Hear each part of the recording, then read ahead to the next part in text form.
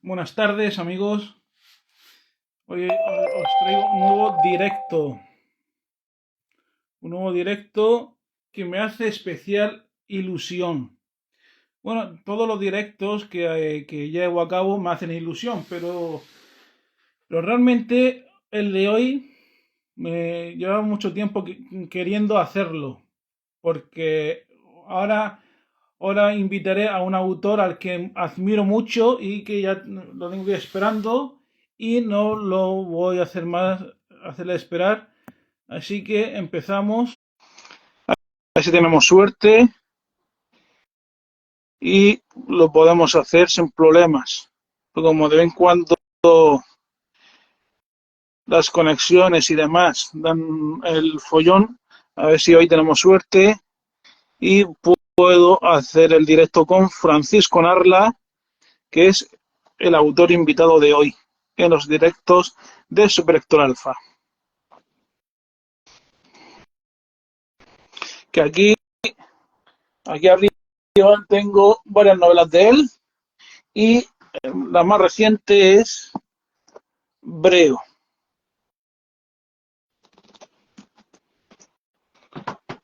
A ver si tenemos suerte. La estoy aceptando. En teoría la he aceptado. A ver.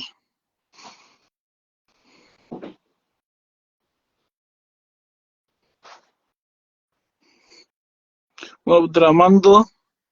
A ver si mandándotela yo. Te he mandado una. Buenas. Buenas.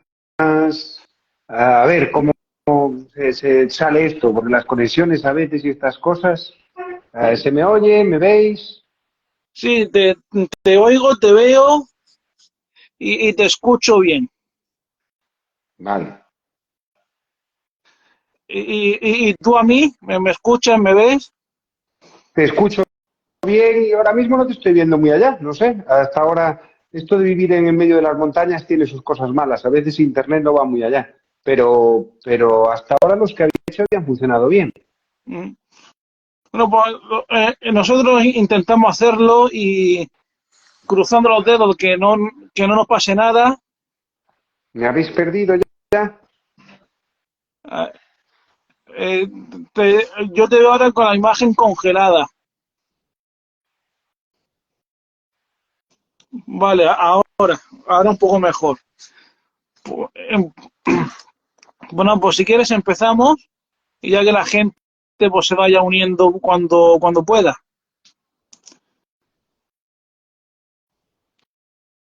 Eh, No te oigo entrecortado. No sé si me estás diciendo que vas a enviar otra invitación. No estoy muy seguro. Bueno, salimos y volvemos a intentarlo hacer. A ver, voy a intentarlo hacer de nuevo y si no, pues a ver, vamos a intentarlo otra vez.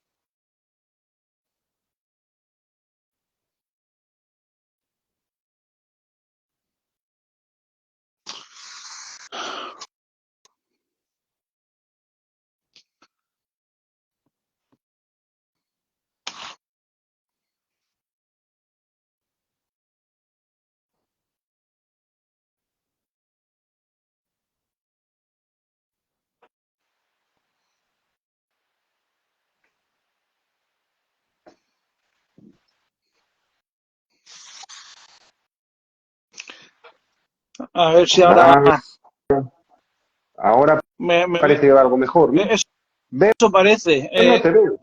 No me ves? No, te parece que está cargando, pero te oigo bien y yo creo que para hacer las preguntas o lo que quieras, si me oís bien vosotros y está bien, yo empiezo cuando queráis, no te preocupes. Sí, ahora parece que te escucho mejor que antes.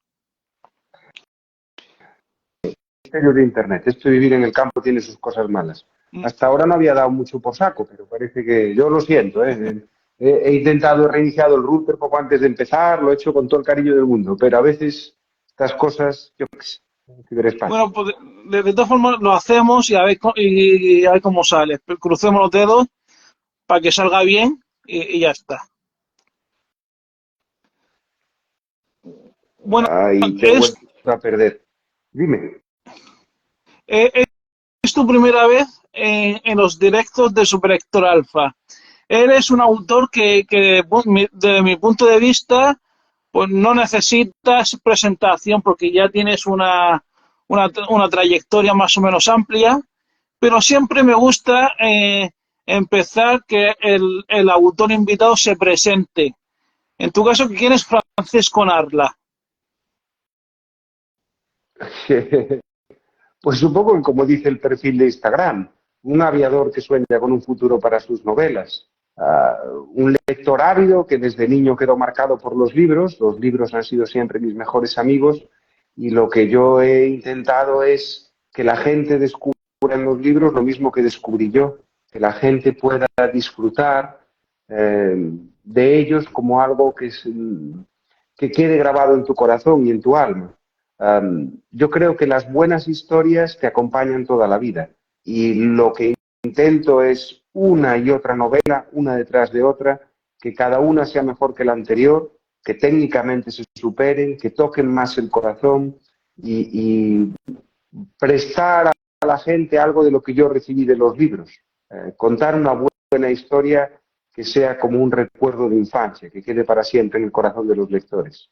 Eso es lo que es Francisco Narla, un aviador, un escritor, pero sobre todo alguien que intenta proporcionar con los libros lo mismo que él ha podido disfrutar gracias a tantas y tantas buenas novelas que han caído en mis manos. Y, y lo de escribir, has querido escribir desde siempre, desde muy pequeño o no? Sí, yo soy consciente desde muy jovencito. Primero, evidentemente, fui lector. Leí pronto, además, un poco antes de lo habitual, según contaban mis padres. Y los tebeos, Mortadelo y Filemón, Asterix y Obelix y tal, fueron un primer paso para luego rápidamente las novelas más sencillitas, yo que sé, Los Cinco, aquella colección de Alfred Hitchcock, Sandokan, las novelas de James Bond, de Ian Fleming y poco a poco me di cuenta de que aquel era mi mundo. Y la verdad es que un libro que me marcó especialmente fue El Principito de Antoine Saint-Exupéry y es un hombre que ha volado, nunca mejor dicho, a mi lado toda mi vida y en una imagen la que me he querido reflejar en muchas ocasiones. El piloto, bohemio, soñador. De hecho, siempre cuento que la primera vez que me sentí piloto fue cuando crucé el desierto del Mojave de noche y volando solo, rememorando las propias palabras de Antoine Saint-Exupéry, aunque él hablase del Sahara. Y esas primeras patadas, por decirlo así, que me dieron los libros, enseguida espolearon ese ansia por contar yo también historias, por compartirlas con los demás. La verdad es que me parece que no nos damos cuenta muchas veces de la importancia que tiene contar historias. Cuando a uno le preguntan cómo ha ido el día, cuando a uno le preguntan qué tal la entrevista de trabajo o esa nueva chica o chico que has conocido, siempre lo expresamos como una historia, más o menos simplificada, un principio, un nudo, un desenlace. Nuestro cerebro es capaz de entender y de percibir el mundo que nos rodea explicándolo a través de una historia. De hecho, la historia con mayúsculas, yo digo muchas veces, son charcos. La historia con mayúsculas son charcos. Y cada cual intenta hacer de esos charcos un río que fluya en su dirección. Convertimos la historia con mayúsculas en una historia con minúsculas. Nuestro cerebro intenta entender esos patrones. Y contar historias me parece un trabajo, un oficio maravilloso, porque creo que todo arte lo es, todo arte que sirve para levantar emociones y sensaciones es maravilloso, pero contar historias a mí me parece un poco más especial y es. Eh,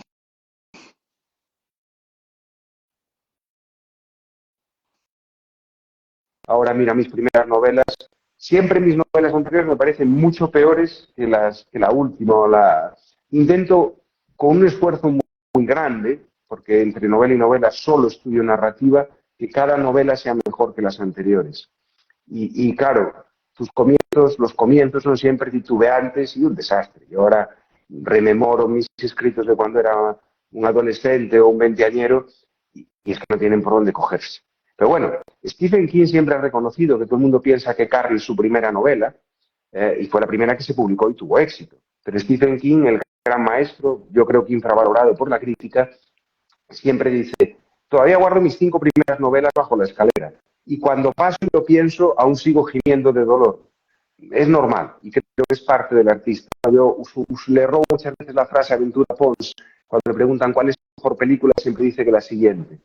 Yo opino lo mismo de las novelas. Y bueno, eso, empecé muy prontito, con un cuadernito de estos, de tapas de hule, a escribir, a hacer poemas, que no valen un carajo, la verdad, pero bueno, yo empecé muy prontito porque esta llamada llegó a muy temprana edad. Eso sí, mi padre era pintor, mi madre es profesora de piano y yo siempre supe que el arte era difícil para dar de comer. Así que, bueno, sabía que tenía que buscar una salida profesional y seguir escribiendo. Y en eso llevo toda la vida. Y sigo volando y sigo escribiendo con la gran esperanza de que los libros algún día me permitan volar un poquito menos. Estoy reducido, pero reducirme todavía más y volar menos todavía. Pero bueno, el arte es complicado. A no ser que seas alguna pequeña excepción, es muy difícil. Mira, y hay un usuario o una persona que nos está viendo que te hace una pregunta y es si tú relees tus novelas, ¿sufres o te divierten? Bueno, yo creo que tengo un mal que le sucede a muchos escritores. Publicamos por dejar de corregir. La frase es famosa y hay que se atribuye a Oscar Wilde, aunque bueno, hay varias fuentes distintas al respecto. Publicar para dejar de corregir. Cuando lees tus propias novelas, yo, en mi caso, sufro enormemente porque las encuentro llenas de cagadas. Siempre me parece que lo podía haber hecho mejor. La última novela que he escrito me siento relativamente satisfecho, pero cuando leo las anteriores digo, pero ¿cómo pude meter la pata aquí? Como, yo qué sé, Asur, que sigue vendiendo un montón, a mí ahora me parece que a veces me explico demasiado, hago vocativos demasiado largos, empleo algarismos, esas explicaciones, no sé. Yo veo todas mis novelas como muy mejorables y es lo que me esfuerzo. Si lo preguntan no tanto en el sentido técnico como en el sentido de lector, de disfrutar, no soy capaz. Sé que hay gente, a lo mejor cuando pasen más años y leyéndolas con un intervalo mayor entre el haberlas escrito y el volver a releerlas, puede ser que sí, pero por lo menos por ahora, siempre que revisito mis historias, lo que veo son los defectos y lo que se podía haber hecho mejor. No sé, no puedo evitarlo. Bueno, decíamos al principio porque, que ya tienes una trayectoria literaria más o menos amplia y también, y también has ganado pues diversos premios. Por ejemplo, creo que está, si no me equivoco, el primer premio de narrativas históricas de Edasa y el premio Ciudad de Cartagena de la Semana de la Novela Histórica de Cartagena. Por, y te quiero preguntar, a raíz de esto, que por el sector editorial, de cuando empezaste hasta ahora, ¿ha cambiado algo o sigue igual desde tu punto de vista? Hombre, a lo mejor como escritor o novelista no soy el más adecuado para responder a eso, porque tendrías que hablar con un editor de alto nivel. En mi opinión personal, el sector ha sufrido varios varapalos, aparte de la crisis económica reciente o de la pandemia. Ha sufrido el problema de la intromisión de lo digital, que parece que se está estabilizando, que gracias a las plataformas y a los gustos de los lectores todo está quedándose más claro. Pasó algo parecido con la radio y la televisión, ¿no? Dijeron, se acabó la radio porque llega la televisión, y se equivocaron. Y se acabó la radio porque llegan los podcasts, y se equivocaron, porque evidentemente simplemente van cogiendo su nicho de mercado. El digital no lo ha cogido, pero durante unos años hizo mucho daño por la piratería. Yo personalmente creo que el sector se ha visto un poco perjudicado por el incremento de las ofertas de ocio de consumo rápido, como las propias redes sociales, las series, los programas en streaming y demás, en plataformas digitales. Y yo lo veo, me da la sensación como comandante en un avión. Yo creo que antes tenía más pasajeros que llevaban una novela y van leyendo que ahora con un libro electrónico, con una novela en papel. No lo sé.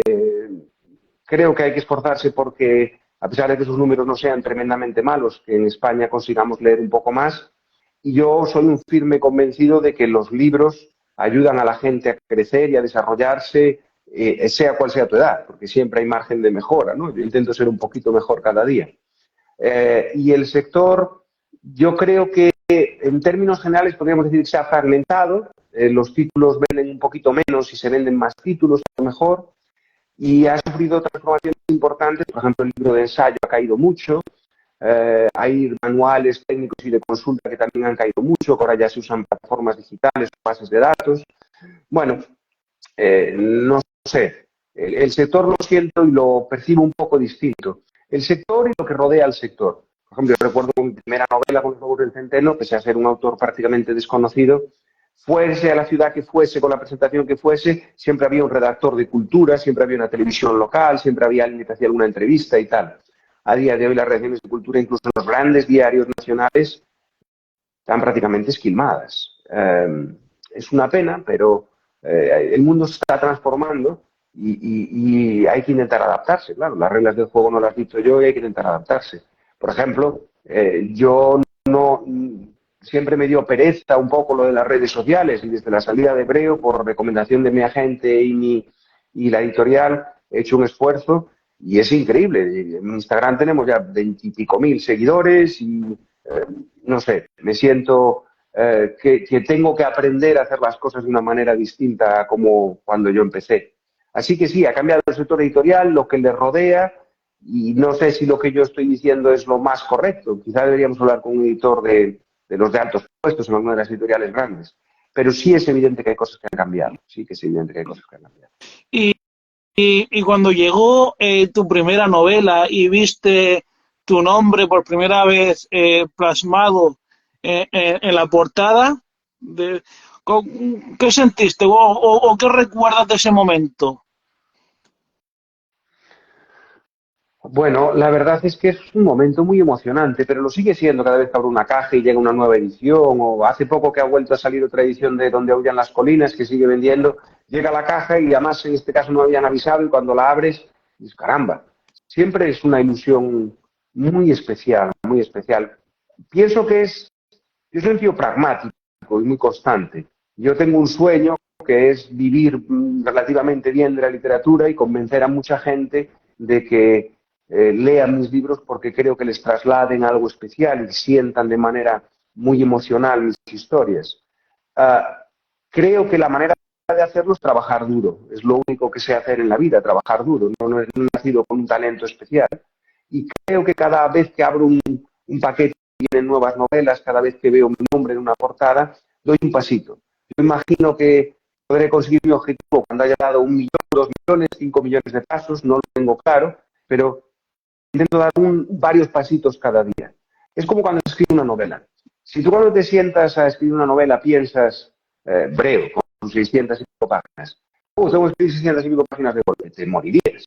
Además dices, bueno, yo voy a escribir 10 páginas al día, 5 páginas al día, y eres constante y todos los días trabajas y trabajas y trabajas, al final se llega a algún lugar, o debería llegarse a algún lugar. Eso es como yo enfoco mi trabajo, mi carrera literaria, y siempre que veo algo, pues mi nombre o una titular importante en la prensa o cualquier cosa que sea un pasito en esa carrera, incluso el nombre en las portadas de mis libros, me parece que estoy dando unos pasitos más hacia ese objetivo que llevo soñando desde que era un niño. Cuando descubrí que lo que quería era convertirme en alguien como Hemingway, como Vázquez Figueroa, como muchos otros, y creo que cada vez que eso sucede, pues les doy unos pasitos, estoy un poquito más cerca de ese sueño. Bueno, has escrito varias novelas, por ejemplo, Los Lobos del Centeno, Caja Negra, Asur, Ronin. donde aúllan las colinas, Fierro, Laín, Valvanera, Breo. Generalmente es novela histórica. Te quería preguntar qué te aporta el género de novela histórica que a lo mejor pues no te aporta otro género. Bueno, pues siendo completamente franco, me ayuda a pagar las facturas. Vamos a ver, yo no es que no tenga otras ideas, claro que tengo otras ideas. Lo que pasa es que el artista tiene que darse cuenta de cómo es el mundo y el mercado. Imagínate que de repente Woody Allen anunciara que quiere hacer la próxima película de James Bond. A todos nos haría raro. O que Metallica dice que va a hacer un disco de autor. El artista, le guste o no le guste, tiene que aceptar cómo es el entorno y el arte y el público con el que está trabajando. Stephen King lo ha conseguido un par de veces, ha bailado con el género negro con su serie de Mr. Mercedes, que acaba de salir ahora Holly, también bailó con el género de fantasía y demás, pero es el maestro del terror y si de vez en cuando nos saca algo de terror, su público se defrauda. Ken Follett cambió de género también, de la novela de espías a la novela histórica, pero muy pocas veces se consigue. Picasso acabó harto de pintar y se refugió en la cerámica y Conan Doyle mató a Sherlock Holmes en varias ocasiones. Es lógico, pero son las reglas del juego. El arte se percibe de una manera, el público te sigue en un lugar y es muy difícil salir de ahí. Y yo me siento bastante agradecido de que me he encasillado en un lugar. Peor sería no tener ninguno. Yo me siento que el escritor tiene una obligación fundamental, ser honesto. No hablo de robar o no robar, me refiero al hecho de escribir aquello que te gustase leer. A mí me gusta leer prácticamente de todo, pero la novela histórica es un refugio que me resulta muy agradable porque me lleva a lugares que desconozco, porque aprendo un poco de mi pasado, puedo entender quién fui para comprender lo que soy y vivir lo que quiero ser. De tal manera que siempre ha sido un género que me ha resultado agradable como lector y cuando Asur tuvo éxito, marcó mi camino profesional. Pero bueno, hay que ser realista. Yo, por ejemplo, tengo alguna idea sobre una novela de aviación. Yo que me gradué como piloto de pruebas en el Mojave, tengo una idea de un piloto de pruebas, una campaña de un nuevo diseño de avión que descubre que hay un problema grave con el avión, pero hay presiones políticas y demás. Una novela mezclando algo así entre Lee Child, Ian Fleming y 3 o 4 más, entre un thriller de suspense y acción. Da igual a la editorial a la que se lo diga, no se va a publicar. Francisco Narla, afortunadamente, repito, y muy agradecido, tiene un nombre en la novela histórica, está traducido, tiene ciertas cosas que le permiten que su público lo espere. Claro, pues hay que aceptarlo. Y yo encantado, repito, sobre todo agradecido. Eso es lo más importante. Muy agradecido a ese público que espera mis novelas, que lee mis cuentos y que los busca. Mira, otra pregunta que te hace otra persona que nos está viendo, J.C. Recarey, dice que con el Napoleón de Ridley Scott ha vuelto la polémica ficción histórica. ¿Qué opinas? Bueno, vamos a ver. Yo creo que los que nos dedicamos a la ficción histórica siempre hay un equilibrio complicado y delicado. Hay que buscar, hay que caminar en la cuerda floja. Vamos a ver. Yo creo que si tú quieres contar una historia, si tú eres un narrador, lo que debe primar es la narrativa, siempre. Pero, claro, yo creo que hay gente a la que le gusta la historia que eso le puede decepcionar. Sin embargo, lo que debe primar como narrador de historias es el cuento, siempre el cuento. Y además es como mejor funciona. Gladiator es una cafrada desde el punto de vista histórico. Braveheart es una cafrada desde el punto de vista histórico. Tiene un montón de cosas, joder. En Braveheart la batalla del puente de Stirling aparece sin un puente. Pero sin embargo son dos guiones fantásticos y dos películas de éxito que a lo mejor han servido para que la gente se acercase a ese periodo. Yo creo que el novelista tiene ese papel como, y permítaseme la broma, con todo respeto, como cuando Julio Iglesias hizo aquel disco de tangos hace tantos años. La verdad era para que se lo hubiera comido por la mañana con las galletas mojándolo en leche. Pero si eso permitió que alguien se acercara a Carlos Gardel, pues bienvenido sea. Yo creo que el novelista, el guionista de Hollywood, debe adherirse a la frase tan famosa de mi admiradísimo Alexandre Dumas. Eh, yo prostituyo a la historia, pero le hago unos hijos muy guapos. No puedes encasillar, cerrarte con el rigor histórico si eso va a cohibir tu narrativa. La vida, aunque la contemos así, no sucede como una historia. La historia tiene un paradigma, una estructura, unas reglas a la hora de contarse y deben respetarse. Toda novela o película de éxito sigue ese paradigma. A lo mejor a la gente le parece extraño, pero está la misma estructura en Casablanca que en El Señor de los Anillos. Y la misma estructura en Gladiator que está en Tienes un email. Está ahí. Son las mismas cosas. Y eso no encasilla el arte. Todos sabemos cómo son un soneto con lo diré bien, dos cuartetos, dos tercetas sin pareado, ¿no? Y no todos son aquel polvo enamorado seré de Quevedo. El arte, de hecho, por ejemplo, cuando el arte se ve roto por un genio, como cuando Picasso alrededor saltan con el cubismo, rápidamente surge una serie de normas y de paradigmas que definen lo que es cubista. Entonces, tú cuando contemplas la historia, no puedes encasillarla directamente en un periodo, en un cuento, si no la transformas un poco. Y creo que esa debe ser la prioridad. Puedes tener rigor histórico, pero no puede lastrar nunca la historia. Si eso es lo que quieres, escribe un ensayo o lee un ensayo. No busques eso en una novela o en una película. Yo creo que no debe ser así, es mi opinión. Hay gente que puede no estar de acuerdo. Lo cual no significa que no deba ser veraz. Pero ser veraz, mira, por ejemplo, imagínate que yo te digo, vamos a definir el mundo moderno. Estamos teniendo una charla por el teléfono. Yo puedo contar esto empezando a escribir sobre cómo se inventó Internet, cómo ha cambiado el mundo social. Vale, eso está muy bien. Pero va a ser un coñazo. Va a ser un algarismo enorme. Voy a estar explicando durante mucho rato. Sin embargo, si yo simplemente digo que lector y escritor están hablando a través del teléfono, enseguida el lector, el que está viendo esa, dirá, coño, qué cosa más interesante. Resulta que están teniendo una entrevista por teléfono. ¿No? Es como cuando de pequeños veíamos que los coches volaban, ¿no? En el Regreso al Futuro. Eso te impacta y no hace falta que venga Doc a explicarte, no, los coches vuelan porque hemos construido un sistema antigravedad. No hay que explicar las cosas. Como dicen los guionistas de Hollywood, hay que mostrarlo, contar. Tienes que mostrar de tal manera que seas veraz con el momento histórico. Pero ten cuidado.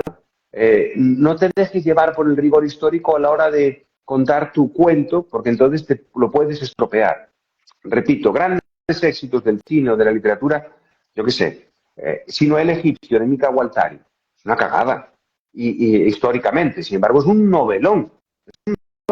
Ben-Hur, uno de los grandes novelas históricas de todos los tiempos. Ben-Hur es un novelón maravilloso. Históricamente tiene más agujeros que un encaje de camariñas. Yo creo que hay que entender la diferencia. La buena novela histórica no es la que tiene un buen rigor histórico. La buena novela histórica, la buena película histórica es la que respira esa época, la que te enseña esa época. Braveheart. William Wallace jamás cogió un arado y se puso a labrar la tierra, pero vamos, ni de broma, era un noble. Pero sin embargo, en la película, haber tomado la opción que toman de hombre más pobre y tal, funciona mejor para describir al personaje y dar menos explicaciones. Y te da un espíritu de la época y del momento que resulta interesante y que si no, no serviría de contraposición. Si vemos a William Wallace y su posición como noble, el enemigo no tiene tanto poder, no se ve tan opuesto. Las marcan sus cosas, ¿no? Yo qué sé, Casablanca tampoco históricamente tiene mucho sentido que porque una persona se salve pueda salvar al mundo y que eso va a servir para que la Segunda Guerra Mundial acabe.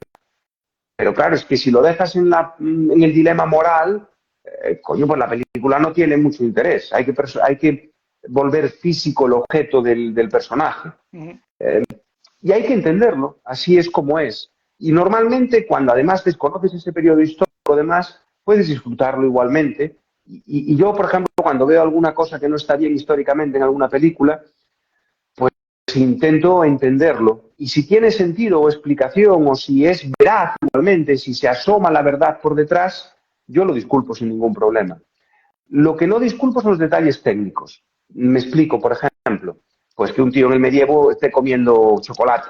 No puede ser, eso no puede ser. Yo como piloto, como tirador de arco, a veces leo muchísimas novelas y veo películas en las que se coge un arco y digo, pero madre de Dios, pero ¿cómo no te has ido a ver a alguien que sepa tirar con arco? Que lo que estás contando es una cosa que es una meme. Eso no puede ser así.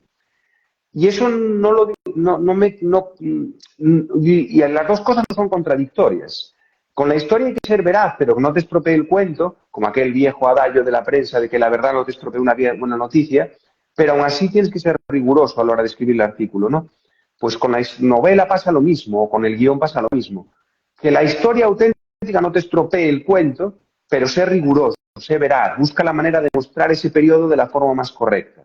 Yo qué sé, tú puedes encontrar un periodo violento, difícil, complejo. El comienzo de Hebreo, que comienza con una lucha interna entre celtas.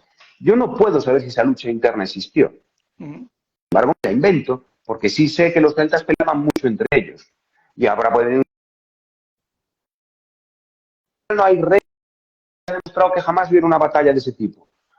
Bueno, vale, es cierto, no podemos saber que el Castro Lago hubiera una batalla, pero muchos castros tuvieron batallas. Y si yo pongo la batalla en otro lado, me quedo sin historia, porque mi protagonista tiene que estar en la voz. O sea, ¿por eso miento, falto a la historia? No, yo creo que no. Sí lo haría en un ensayo, pero no en una novela. Estoy reflejando el tiempo con algo lógico, una batalla entre celtas que demuestra las luchas internas, decía Estrabón. Tardamos 200 años en conquistarlos, no tardamos más porque estamos siempre peleando entre ellos. ¿Es rigurosamente cierto que en Lagos es una batalla? No tenemos ninguna prueba de que hubiera una batalla en Lagos. Pero sí me sirve para reflejar el tiempo. No sé si me he explicado bien, es una cosa compleja y que merece la pena para hacer un seminario. Yo a veces cuando doy clases de narrativa se habla durante muchos días de esto. Pero bueno, lo he intentado. Yo no sé si se queda a gusto con lo de Ridley Scott. No la he visto todavía, no sé si se ha estrenado, pero bueno, seguro que el guión será bueno, igual que en Gladiator. Aunque bueno, en El Reino de los Cielos fue un guión bastante decepcionante. Y también es de Ridley Scott. Bueno, pues ahora centrémonos en Breo. Aquí está la novela. ¿Cómo nació la idea principal de escribir Breo? Breo para mí es algo catárquico. Yo descubro precisamente el Castro de la Odu, del que estamos hablando, al lado de mi casa, de casualidad. Un elemento un poco extraño por su simetría y forma en el medio del bosque. Yo paseaba por allí con mi perro muy a menudo, le pido ayuda a un amigo, descubro un mapa de Baja Cota, del Ejército del Aire, veo que eso es un castro y me sientan una patada en los intestinos, porque digo, pero ¿cómo puede ser que alguien interesado por la historia como yo y que siempre ha defendido su tierra y siempre ha intentado que esto, que recuperemos nuestras raíces y demás, no podía saber esto? Y empiezo a investigar sobre los celtas, empiezo a investigar sobre ese mundo, y cada vez voy descubriendo más cosas que me definen y que yo no tenía ni idea de que fueran celtas. Yo me había creído la versión de los vencedores, yo me había creído que yo estaba romanizado. Y luego descubro cosas tan peculiares como que hay más anfiteatros, teatros y circos romanos en el norte de África que al norte del Duero. O que palabras como camino, caballo, perro son palabras celtas que seguimos usando a día de hoy.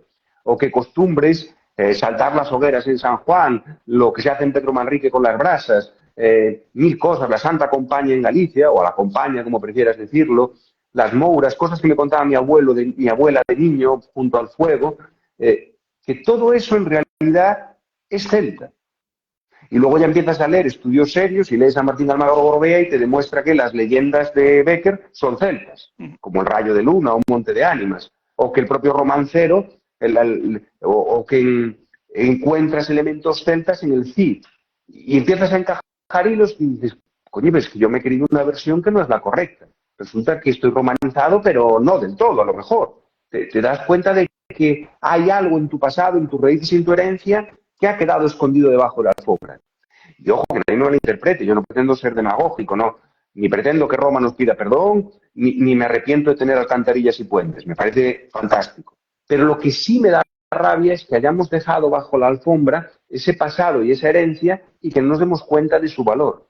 Creo que hay que reclamarlo y ponerlo sobre la palestra. Cuando llego a esa conclusión, en ese proceso catárquico, supe que quería contar una historia.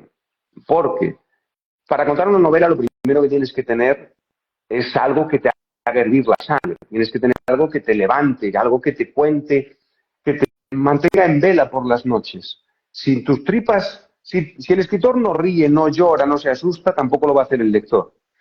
Cuando tuve esa idea tan profunda y esa revelación de lo que significaba el mundo celta, supe que tenía que escribir una novela al respecto, reivindicando, si quieres, ese pasado que afecta a mucha gente de muchos lugares sin que lo sepamos en realidad, porque ha quedado olvidado. Hay tantas costumbres de nuestro día a día y tantas cosas de nuestro día a día. ¿Quién no ha oído que hay que cortarse el pelo en menguante o en creciente según la versión? ¿Quién no ha oído que hay que plantar tal o cual cosa en determinado menguante o creciente? Todo eso viene de los celtas. Y lo seguimos diciendo a día de hoy. Hay tantas cosas celtas en nosotros y prerromanas que sin negar los romanos, en sentido común, sin negar los romanos, merece la pena recuperarlas. Y luego yo he intentado que ese elemento catárquico de descubrimiento de los celtas esté en una historia pues con su principio, su nudo, su desenlace, su poco de sexo, su poco de acción, su poco de transformación del personaje, siguiendo las normas de la narrativa, como deben ser. ¿Y, y por qué hasta que no se ha publicado Breo no habías publicado nada en gallego? Porque quiero recordar que Breo es tu primera novela que has publicado tanto en gallego como en castellano. Porque no se había dado la circunstancia. Desafortunadamente, el mercado gallego es más pequeñito y las traducciones suponen un peso enorme a la hora de lanzar una historia. Y yo lo llevaba intentando mucho tiempo, pero era complicado. Las editoriales gallegas no habíamos conseguido llegar a un acuerdo o no tenían ese hueco para publicar las novelas de Francisco Narla, añadiéndoles el coste de la traducción. Me lo habían pedido muchas veces, yo escribía en gallego, pero yo, desafortunadamente, he vivido muchos años fuera de Galicia y mi gallego es muy básico, y más con los últimos cambios normativos. Y no me sentía con fuerzas como para escribir en gallego. Si Breo ha salido en gallego ha sido porque por fin hemos conseguido que una editorial apueste por los textos de Francisco Narla y poco a poco vamos a intentar conseguirlo. Saldrán todos los textos de Francisco Narla en gallego, cosa que me hace muchísima ilusión. Me siento muy agradecido a Aira Editorial de que haya apostado por eso, sabiendo que con el coste de la traducción pues hay que vender un montonazo en gallego para que salga rentable. Afortunadamente la cosa está yendo muy bien, con unos números que no tienen nada que ver con el territorio nacional al completo, como es lógico, pero está yendo muy bien y ellos están contentos y en breve tendremos más sorpresas en gallego de Francisco Narla, cosa que me hace muchísima ilusión.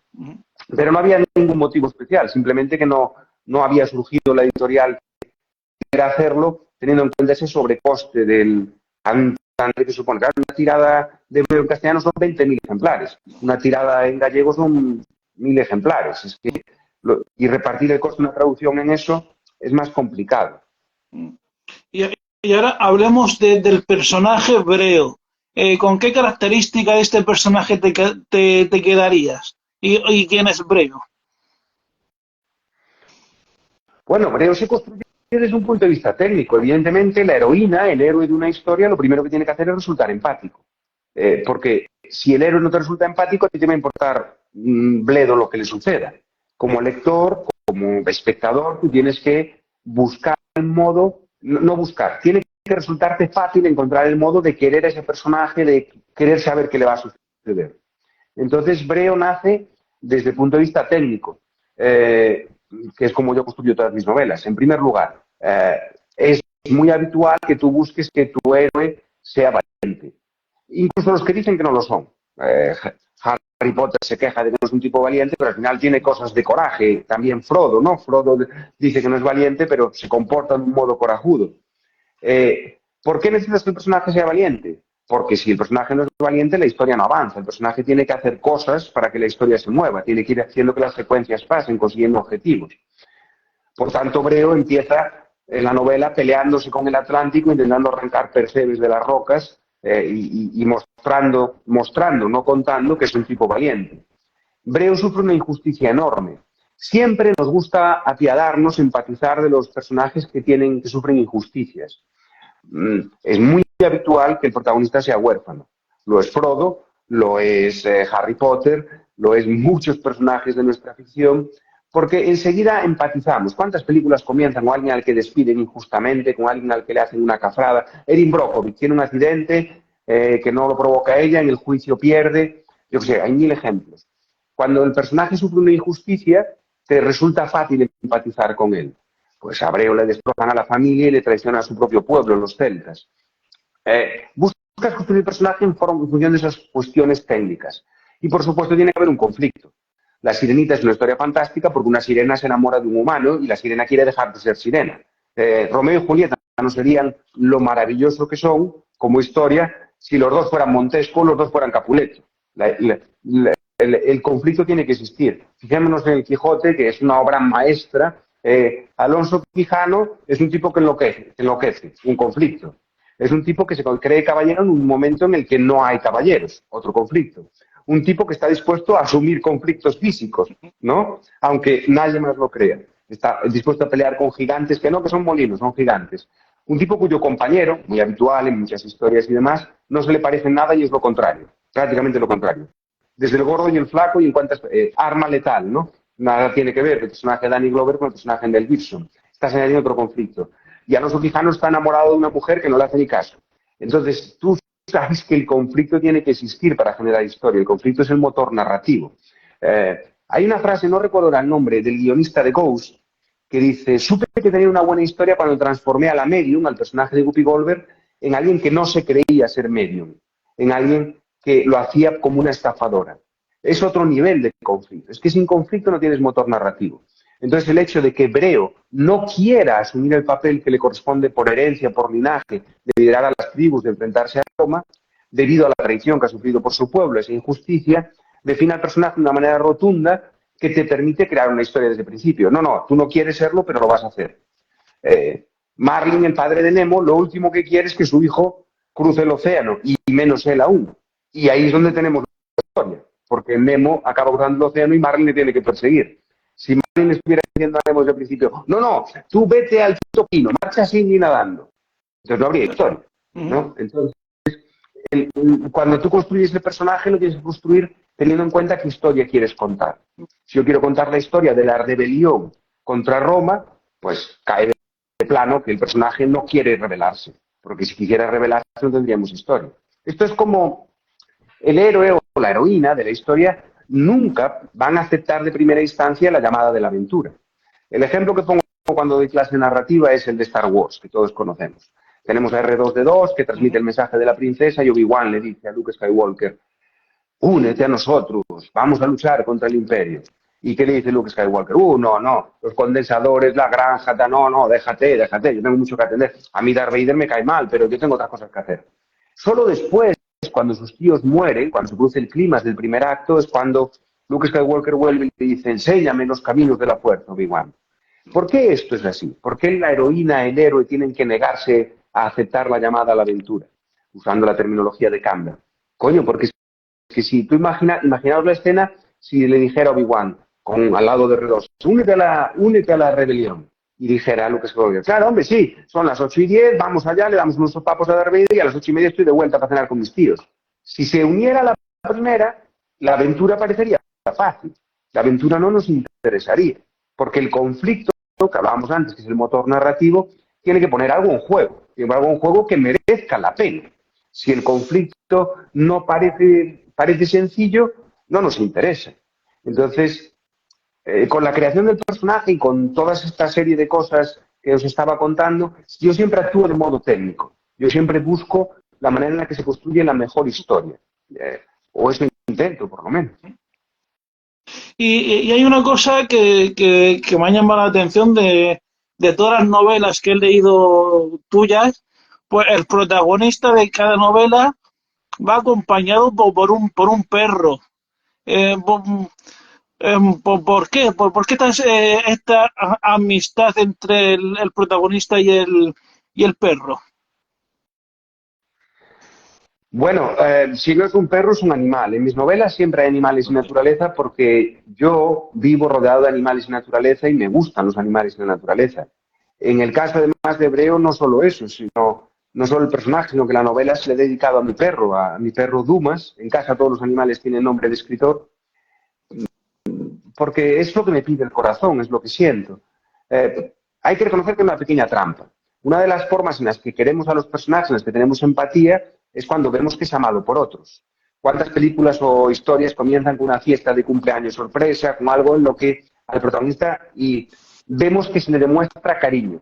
Eso nos hace empatizar con él rápidamente. Alguien que quiera a los animales es fácil que tú le quieras, que tengas empatía con él. Es un truco de costurera, como dice Eduardo Mendoza.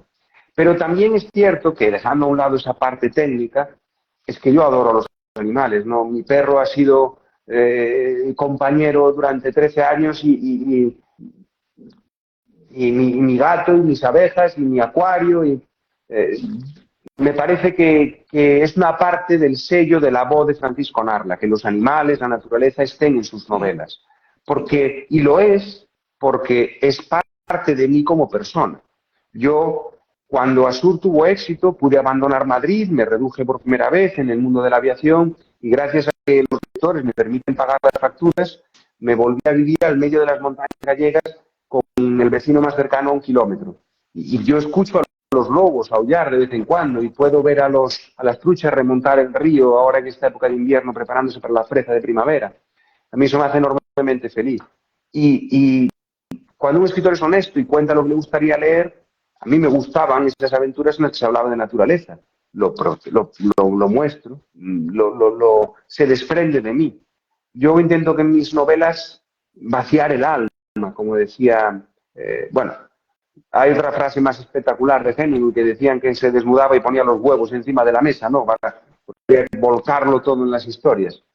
Si lo vuelcas todo, si te desvistes, te desnudas para el lector, tienen que acabar cayendo partes de tu alma, tiene que quedar la novela, tus tripas, tu sangre y tu corazón tienen que estar en la novela. Y es la única manera de que salga bien. Si te mientes y eres de esto, con la página en blanco, la historia no merecerá la pena. Así que es inevitable. Si a Francisco Narra le gustan los animales, le gusta la naturaleza, es normal que en sus novelas eso aparezca de un modo o de otro. Y ya como última pregunta por mi parte es pues para que recomendaras alguna lectura para la gente que nos está viendo en directo y para la gente que nos verá después. Tus novelas también vale. ¿Qué lecturas recomendarías? Pues que, Dios mío, tantas. Primero las mías, que hay que comprarlas de 6 en 6 para regalar a los amigos, esas cosas que merecen la pena seguro. Y Breo especialmente, claro. Pero bueno, dejando a un lado las bromas, 1000 lecturas. Es que yo qué sé, yo leo de todo. Y si me metes en ese jardín, algún amigo se enfadará por si digo algo o me dejo a alguien en el tintero. Bueno, mira, vamos a acudir a los clásicos para que nadie se enfade. Vamos a ver novela histórica, ya que estamos hablando de novela histórica. Antes mencioné Ben-Hur, antes mencioné Sino el egipcio, de Mika Waltari. Hombre, pues yo creo que hay que decir que uno de los grandes éxitos, y el que no lo haya leído, aunque el musical y la película, es El médico de Noah Gordon. Yo creo que es una lectura que merece la pena. El médico y Chamán, la segunda parte, son muy buenos. La doctora Cole ya no me gustó tanto, pero El médico y Chamán son 2 lecturas históricas fantásticas. Y a ver, ¿alguna otra lectura así que pueda recomendar? Bueno, pues mira, ya que hemos estado hablando de técnica narrativa, la poética de Aristóteles, la poética y retórica de Aristóteles. Poca gente lo sabe, pero un libro que sigue editándose y que sigue siendo de cabecera para todo guionista en Hollywood, yo que viví en Los Ángeles lo puedo certificar, en cualquier librería de Hollywood te encuentras un ejemplar de poética y retórica. Porque fue el primer tipo que dijo una historia tiene que tener principio, nudo y desenlace. Una historia, mira, Aristóteles tiene frases como: un final debe ser tan inesperado, fíjate, tan inesperado, es que lo condensa todo. Un final debe ser tan inesperado como inevitable. Toda la historia debe llevar al final y además no debes darte cuenta de que eso estaba ahí hasta que lo lees. Pues hablando de técnica narrativa, poética y retórica de Aristóteles es una lectura que merece la pena a todo aquel que le guste contar historias o quiera saber un poquito más de cómo se cuentan historias. Mira, ya ahora vamos a dejar un ratito que la gente pregunte y hay una persona que te pregunta que de tus libros, ¿cuál le recomendarías leer primero? Hombre, yo creo que lo hemos dicho a lo largo de la charla. Yo siempre creo que mi mejor novela es la que va a venir. Entonces, a día de hoy te diría que el que debe leer es Breo, la última que se ha publicado. El esfuerzo por mi parte es patente y técnicamente, y creo que aquellos que saben de narrativa se dan cuenta, cada novela es mejor que la anterior. Eso no significa que le vaya a gustar más. Asur sigue vendiendo un montón y sigo recibiendo fotos de cachorritos a los que le llaman Furco porque es el nombre del lobo que acompaña al personaje. A veces las historias no se trata de que sean buenas o no, se trata de que te toquen el corazón. Pero yo si tengo que recomendar algo, tengo que recomendar la última que he escrito, Breo. Que aquí está, que la vuelvo a mostrar para que la gente lo pueda ver. Ahí está. A ver si hay alguna pregunta más o si no, pues lo dejamos. Ah, mira, una pregunta te hacen. Te dicen que si no temes quedarte sin ideas en algún momento dado. No, hombre, ¿qué va? Eso no. Yo creo que el bloqueo o los problemas del escritor con la página en blanco siempre suceden por falta de trabajo, por lo menos en mi caso. Eso no me sucede. Yo pico piedra todos los días. De hecho, lo que a mí me pasa es que, y yo creo que a muchos escritores, Stephen King usa la imagen del colador, ¿no? Dice, no, yo no suelo anotar mis ideas, a no ser cosas muy concretas, porque creo que así, si se me olvida algo tal, las buenas ideas van quedando, como cuando cuelas migas de pan o cuando cuelas algo, se quedan las grandes, ¿no? Con un cedazo. El problema que yo tengo es que se me ocurren muchas cosas, pero la mayoría no merecen la pena. A mí me gustaría ser como Stephen King, al que parece que todo se le ocurre es maravilloso, o como otros escritores, ¿no? No, yo no tengo que darme sin ideas. Creo que con buen trabajo, disciplina, leyendo mucho, informándote y demás, es imposible que te quedes sin ideas. Lo que sucede es que hay que buscar que esas ideas sean lo suficientemente buenas, siempre hay que trabajar para ello, pero quedarse sin ideas, no. Yo creo que eso solo te sucede si te tumbas a la Bartola y te dedicas a rascar la barriga. Eso de que venga la musa, no. Una frase que también hemos dicho antes, otra, que no sabemos muy bien a quién atribuirle, por ahí alguien la atribuye a Picasso, alguien la atribuye a Beethoven. A mí que la inspiración me pille trabajando. Yo, si estoy trabajando, no temo que me falten ideas. Mira, otra pregunta que te hace Andrés Blázquez García. Te dice que si te atreverías a volver a hacer una novela de miedo o misterio como Los Lobos del Centeno. Yo sí me atrevo. Si la publica él y le saca una tirada grande como la de las otras y le hacemos una buena campaña de marketing sin problema. Yo me encanta. Yo sigo leyendo, hace poco he leído una de Dean Koontz, yo sigo leyendo terror y sigo disfrutando de las novelas de terror y de misterio sin ningún problema. Y acabo de terminar Holly de misterio más. Bueno, en un género u otro me siento perfectamente cómodo y creo que lo podría hacer. Y tengo 2 o 3 ideas sobre novelas de misterio, tanto más puro misterio tipo asesinato y resolución de asesinato, como de algo más de suspense, terror. Pero volvemos al tema que hablábamos antes. El escritor tiene que aceptar lo que es y lo que el público quiere de él. Por desgracia, Caja Negra, mi segunda novela, cuando se reeditó después de que el desafortunado incidente del Germanwings, cuando Andreas Lubitsch estrelló aquel Airbus en las montañas, recibí entrevistas de medio mundo, me llamaron de China, de Japón, para entrevistarme porque había escrito una novela que contaba esa historia de cómo un piloto estampaba un avión. Pues no es mi novela más vendida y no tuvo jamás tanta repercusión en los medios. Y yo siempre lo he analizado a toro pasado y yo creo que es porque yo ya era conocido por la novela histórica, porque Asur, Ronin habían tenido más éxito en las librerías del que había tenido Caja Negra. Y todo ese revuelo mediático no sirvió para que la novela se vendiese especialmente más. Entonces, yo tengo otras ideas, por supuesto. Quizá algún día haya que hacer algo con seudónimos, como hizo Stephen King con Richard Bachman, o bueno, yo qué sé, ya lo veré. Pues nada, pues lo vamos a dejar aquí. Ha sido un placer charlar contigo durante este rato y nada, y que seguimos en contacto. Cuando queráis, lo que queráis, yo siempre es un placer. Lo vuelvo a decir, los lectores sois mis jefes. Yo no hago nada si vosotros no compráis novelas, así que yo encantado de hacer las veces que queráis, todo lo que necesitéis y de hablar de narrativa, de mis novelas, de lo que os apetezca. Y para terminar, déjame decirte que muy agradecido porque leas mis cuentos, porque estés ahí, porque hayas leído Valvanera, porque hayas leído Breo, y te aseguro que cada vez lo intento hacer mejor, que seas bueno con las críticas, porque yo cada vez lo intento hacer mejor. Un saludo, hasta luego. Un abrazo. Hasta luego. Bueno, pues hasta aquí este directo de hoy, que a pesar de las dificultades tecnológicas, lo hemos podido hacer. Nada, y la semana que viene, pues todavía no tengo palabra ninguno, pero intentaré tener algún directo por la semana que viene. Ya iré avisando por las redes. Nada, y este directo, como todos, se quedará publicado en el perfil para que lo veáis una, otra y las veces que queráis. Mientras tanto, seguid leyendo y disfrutando de la literatura.